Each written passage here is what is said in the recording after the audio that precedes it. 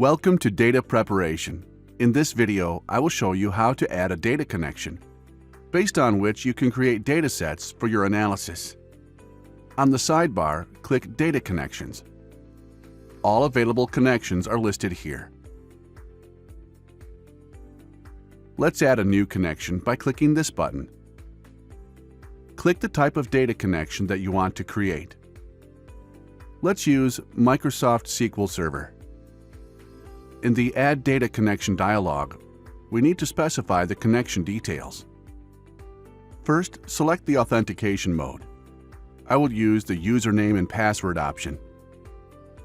Then, enter the address of the Microsoft SQL Server, along with the port used for connection. Let's specify the name of the database and the credentials to connect to it. Notice this option, Ask User for Credentials. If we turn it on and share this connection, then its recipients will need to provide their own credentials to access data from this connection. Finally, provide a name for this connection.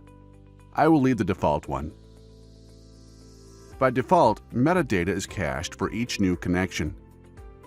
To change the setting, click the Caching tab and turn off caching. Now let's test the connection. The message indicates whether the connection to the data source was successful. Click Save. The data connection is added to the Data Connections pane.